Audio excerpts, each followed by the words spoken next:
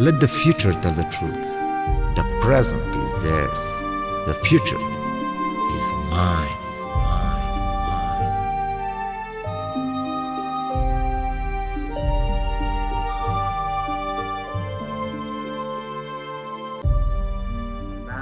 Des ouragans, des inondations. Il y a le niveau des océans qui va augmenter de 26 à 82 cm d'ici la fin du siècle. On en a parlé la semaine dernière. Puis malgré tout ça, il y a des climato-sceptiques, Gino. Donc, ce que je voulais, et c'est pour ceux qui ont des doutes sur la crédibilité de ce groupe d'experts environnementaux sur l'évolution du climat, je vais vous dire c'est quoi. C'est quoi ce groupe-là? C'est un organe international chargé d'analyser scientifiquement les changements climatiques. Jusque-là, ça va bien. C'est créé en 1988 par l'Organisation météorologique mondiale et par le Programme des Nations unies pour l'environnement. Et son but, au GIEC, c'est de fournir le diagnostic le plus précis sur l'état de la santé de la Terre et par ce diagnostic, fournir au gouvernement les éléments sur lesquels ils peuvent s'appuyer pour ensuite élaborer des politiques sur le climat. Par exemple, Gino, pour élaborer ce rapport-là, écoute, 259 scientifiques provenant de 39 pays ont analysé plus de 9000 articles scientifiques traitant de différents aspects reliés au changement climatique. C'est pas rien, ça. Donc, c'est pas au hasard, c'est pas des bureaucrates qui ont fait ça, c'est pas des gens qui ont des... C'est étoffé. Le lien entre les activités humaines et le réchauffement climatique, si on fait un retour sur la mécanique du réchauffement climatique, l'histoire, elle nous apprend que le climat, c'est quelque chose de fragile, de très, très, très variable. Sur Terre, il y a eu une succession de périodes glaciaires et interglaciaires. Et normalement, là, au moment où on se situe dans notre époque, là, Gino, à l'heure actuelle, selon les analyses de carottes glaciaires des 10 000 dernières années, nous devrions être en route vers une nouvelle glaciation, mais pourtant, c'est pas ça du tout qui se passe, Gino. On n'est pas en route vers une nouvelle glaciation. J'ai des chiffres pour vous. Écoutez, au sud de l'Alaska, les glaciers perdent 46 milliards de tonnes par année. Ceux des îles arctiques, on perd 67 milliards de tonnes par année. On parle de 20 milliards de tonnes pour les glaciers en Islande.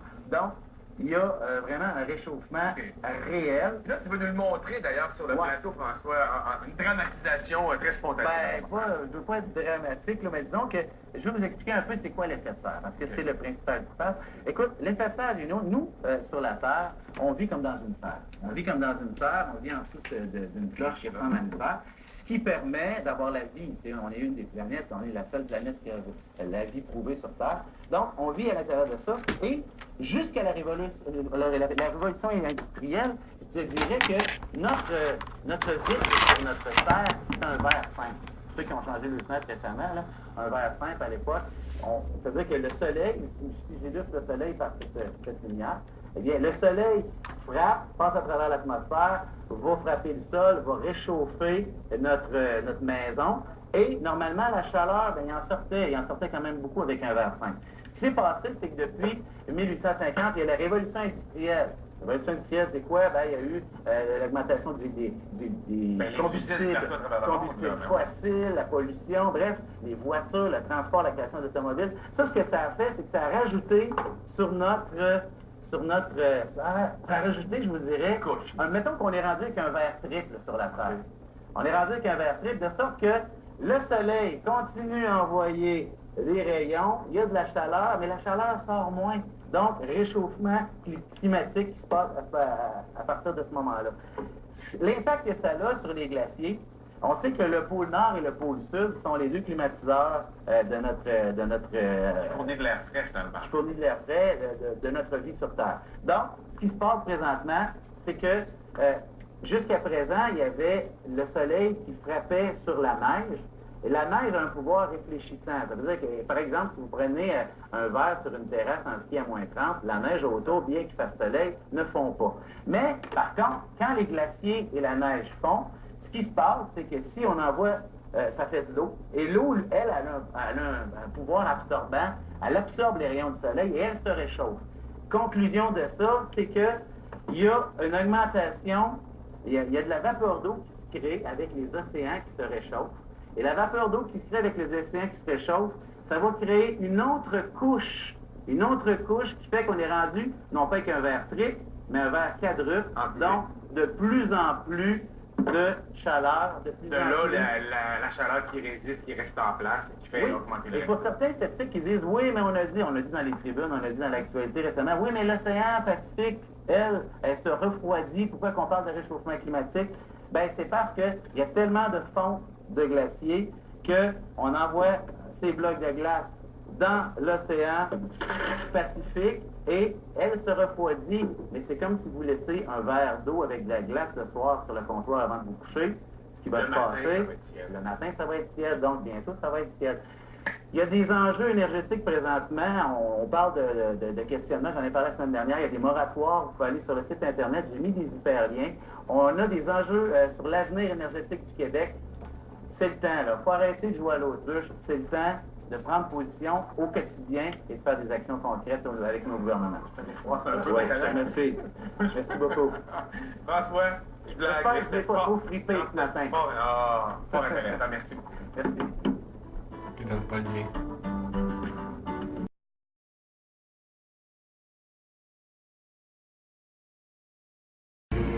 Le premier chercheur à avoir décrit le rayonnement des neutrinos et, d'après ses propres dires, à l'avoir utilisé, était le Serbe Nikola Tesla. En 1884, Tesla émigre aux États-Unis. Il y devient le rival d'Edison, qui travaille sur le courant continu, tandis que Tesla se consacre au courant alternatif et rotatoire, lesquels finiront par s'imposer. Bien que Tesla soit détenteur de plus de 700 brevets et que la Cour suprême des États-Unis le considère comme l'inventeur de la technique radiophonique, rares sont ceux qui connaissent son travail. À Zurich, néanmoins, le 150e anniversaire de sa naissance est l'occasion d'une manifestation spéciale organisée à la célèbre école polytechnique fédérale. Invité par la Tesla Society de Suisse, le professeur Mile y tient un discours dans lequel il cite un article quasiment oublié du New York Times daté du 6 février 1932. Nikola Tesla y décrivait un rayonnement venu du Soleil, composé de particules infiniment petites et qui traverse une matière faisant des milliers de kilomètres d'épaisseur. Au stade actuel de nos connaissances, seul le rayonnement des neutrinos réunit toutes ces qualités. Tesla prétendait même que ce rayonnement allait plus vite que la lumière. C'est sans doute pour cela qu'Einstein et lui ne se sont jamais entendus. Tesla construisit de grandes antennes rondes dans le Colorado et à Long Island. Il voulait ainsi développer la radiophonie à l'échelle planétaire, mais aussi transmettre l'énergie sans fil. En 1898, au Madison Square Garden, Tesla démontra à la marine américaine comment télécommander un navire grâce à des ondes radio générant une énergie motrice.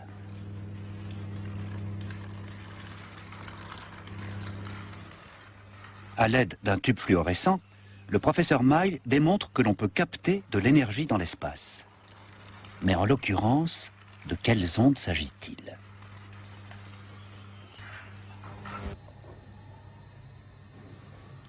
Les ondes électromagnétiques sont des ondes transversales, comparables à celles observées quand on jette une pierre dans l'eau. Mais il y en a aussi une autre, l'onde longitudinale ou onde de choc.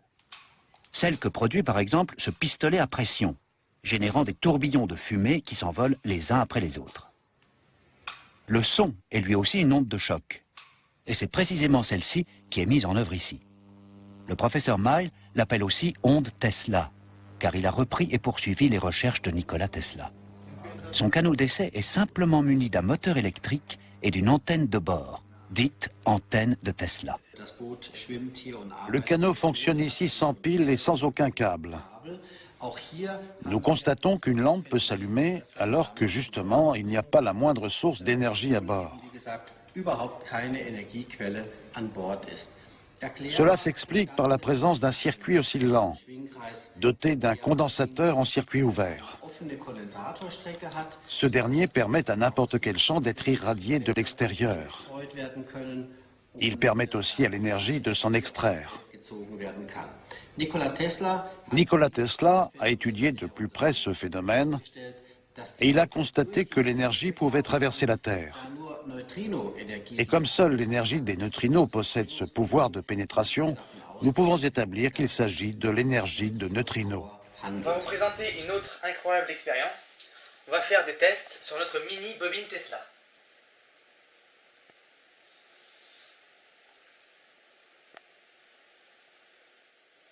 Celle-ci est entièrement autonome. Elle fonctionne avec une batterie de 12 volts pour une puissance de 30 watts. Ici, nous avons l'interrupteur de marche-arrêt. Là, l'éclateur variable pour régler la fréquence du système. Et enfin, une sortie pour relier à une masse, en l'occurrence un transformateur de micro-ondes de 5,2 kg. On peut l'allumer. Ici, on règle la fréquence pour un meilleur rendement.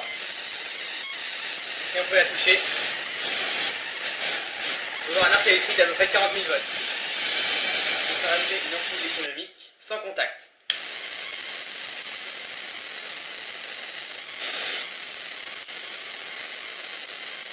Elle s'allume encore à 50 cm de la bobine Tesla.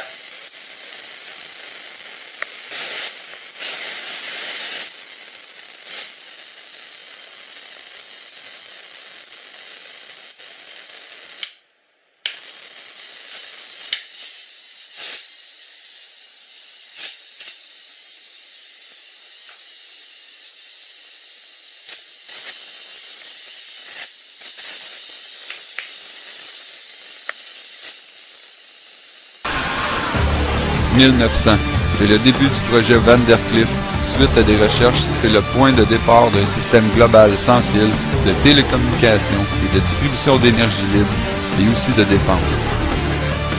1911, Tesla parle publiquement d'une machine volante. La machine volante n'aura ni aile ni hélice. En la voyant au sol, vous ne pourrez deviner que c'est une machine volante. Cependant, elle pourra se déplacer dans l'air dans n'importe quelle direction, en toute sécurité, avec des vitesses encore jamais atteintes, sans se soucier du temps ou de la température. Elle peut rester stationnaire longtemps, même par de grands vents.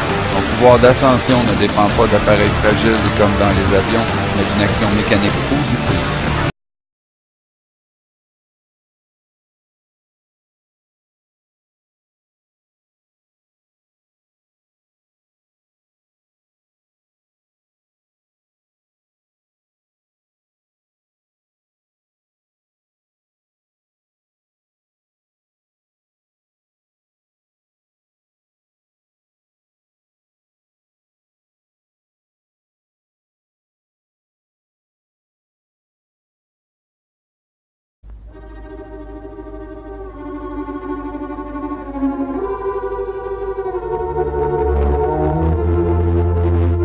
Such energy is created by destroying natural elements. That is a serious crime against nature, and one day it's going to bring on catastrophe. The world is at a crossroads right now, and if we pass up this chance, we shall be held responsible by future generations. Chance? Chance for what? Commodore, we send energy, all energy, to the outer shell of the Earth, the ionosphere. Energy from the sea, the wind, energy from the sun. We no longer need to burn or destroy anything. We simply take what already exists and put it to our use in unlimited quantities.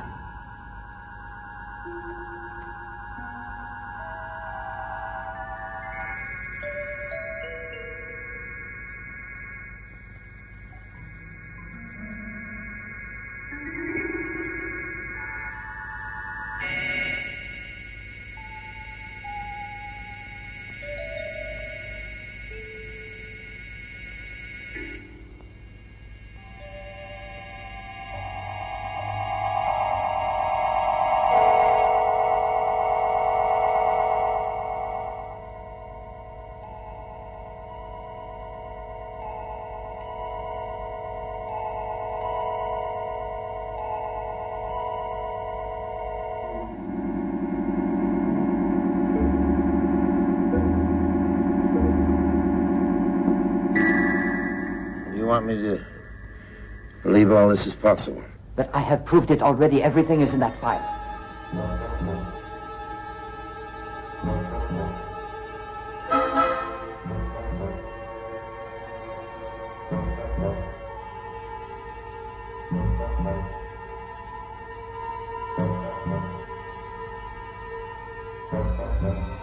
Is he a wizard? No. He's more powerful than that. wizards of make-believe. Dr. Tesla, he's real.